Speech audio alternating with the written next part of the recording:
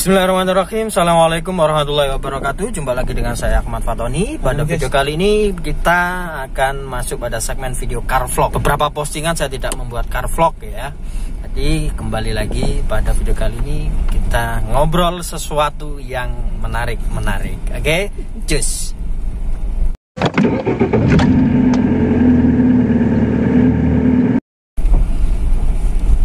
Oke, jadi ini perjalanan kita mencari makan siang teman-teman. Seperti biasa car vlog saya selalu pada saat makan siang. Ini berangkat dari kantor ya.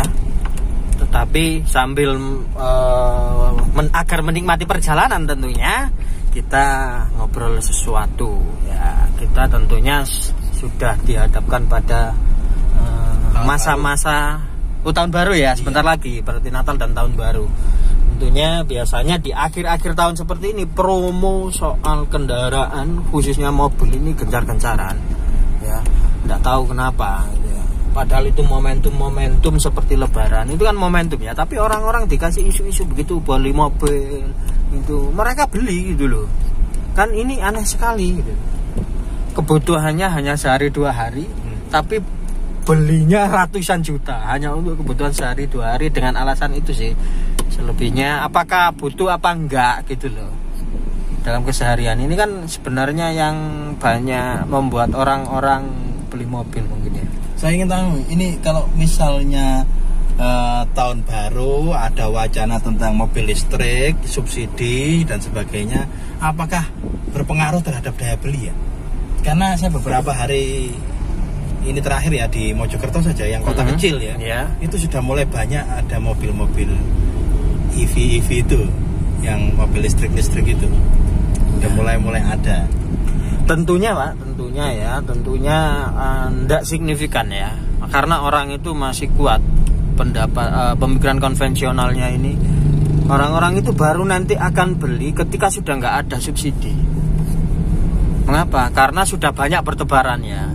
Jadi takut nanti orang kan takutnya nanti takut rusak spare partnya ini gitu. Tapi kalau sudah banyak mereka kan mau beli akhirnya karena sudah banyak.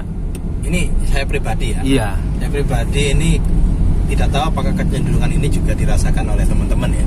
Tapi saya untuk melihat mobil listrik saya masih belum 100% yakin ya. Meskipun ada keinginan karena tawaran bahan bakar yang murah tadi itu. Kalau mobil listrik kan tidak semahal katakanlah BBM ya. Tetapi dalam hati kecil saya beberapa teman itu ada yang mulai ada masalah di mesin ya kan.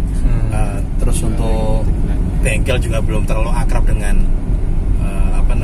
onderdil di dalamnya itu bagaimana gitu. Itu yang membuat saya khawatir. Problem apa aja sih yang biasanya muncul ketika mengoperasikan mobil listrik? Oke, kalau kerusakan yang paling sering terjadi baterai. Ya, pada baterai. Biasanya orang itu ketika mau membeli yang pasti dipikirkan itu, wah, besok punya mobil, ada nggak ya gitu. Kan biasanya orang banyak berpikir, apalagi banyak video-video yang beredar itu bahwa mobil listrik itu sering keluar asap. Nah, itu sebenarnya mobil listrik ketika sudah keluar dari pabriknya itu tuh sudah terkontrol. Sudah ada pengecekan secara berstandar internasional. Jadi tidak perlu khawatir. Meskipun pemerintah mendorong dengan subsidi, meskipun belum didok ya, 80 juta untuk mobil listrik dan 8 juta untuk motor. Kemarin kan awalnya 6,5 juta, tapi sekarang kan naik angkanya menjadi 8 juta. Itu kan sebenarnya kan fantastis sekali kan. Mobil EV saja sudah menjadi 150 juta kalau misalnya disubsidi 80 juta. Kemarin saya sempat tanya-tanya misalnya ke bank itu ya. Kalau misalnya kita mengambil subsidi atau mungkin kalau misalnya didok itu subsidi itu memang sudah resmi ya. Bagaimana skemanya kalau di pembayaran itu?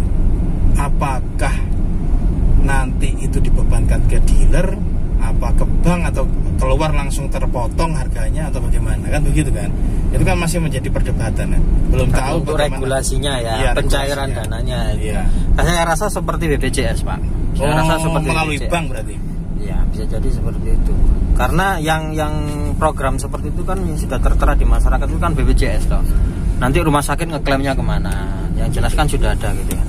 Saya harus jujur ya, apakah efektif ya itu yang subsidi 80 juta dan 8 juta itu, apakah tidak sebaiknya dialokasikan kepada ini apa namanya SPBU atau mungkin pengganti SPBU itu yang di Maksudnya pengganti SPBU apa? tempat ngecasnya itu loh, itu kan belum tersedia. Apakah tidak sebaiknya dialokasikan ke Jadi kan gini Pak, itu ranah bisnis yang berbeda toh. oh, iya. Lah itu nanti kan akan diakuisisi oleh SPBU. Jadi kita ngecas itu kan bayar. Nah jadinya SPBU yang akan mengadakan itu tentunya nanti. Jadi seperti kalau mobil listrik, kalau kita mobil konvensional seperti ini kan kita beli premium, pertalit atau pertamax ya kan di SPBU. Nah kalau mobil listrik kan kita ngecas di SPBU.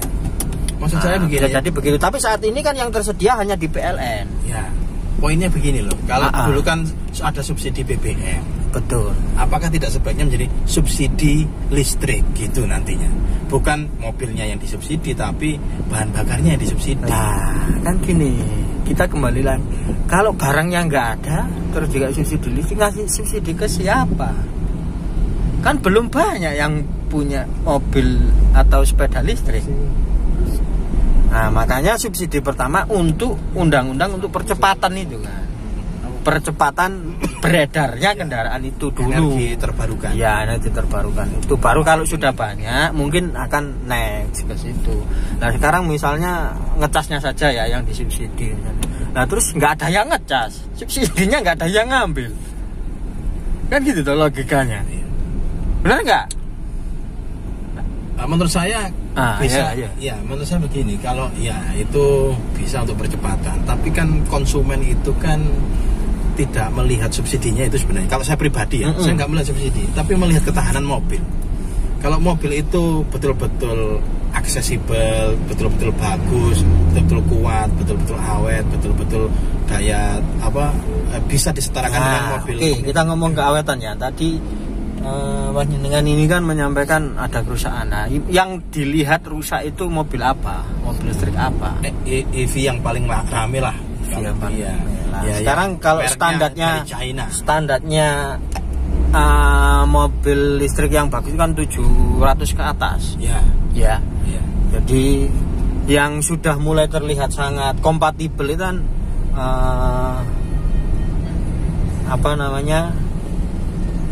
sudah 700-an kan harganya.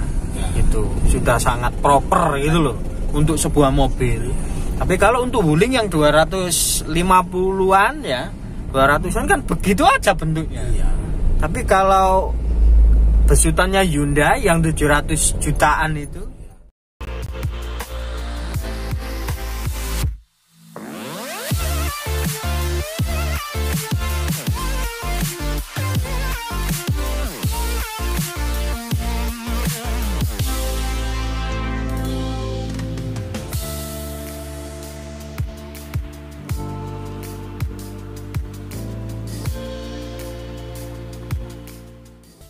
lah, itu kan loh, sudah melihat saja itu sudah apakah yang disubsidi termasuk yang itu? Kalau percepatan ya semuanya akan potongan itu Pak, potongan sekian itu. Tapi kalau ya tetap kan harganya misalnya akan tetap jadi kecil kan. Misalnya harganya itu 1M, terus diskonnya 80 kan tetap kecil diskonnya. Kita mau ngambil diskon itu kan juga nggak bisa, misalnya saya kan nggak punya uang 1M, nggak bisa ngambil. Bisanya ya motor. Kita cuma bisa membicarakannya aja. Iya. Kan gitu. Tapi suatu daya beli kita belum nyampe. Iya, daya belinya belum nyampe. Makanya ketika orang mempertanyakan kualitas mobil ya tentunya ya kita bandingkan dengan berapa harga mobilnya. Kan gitu tuh.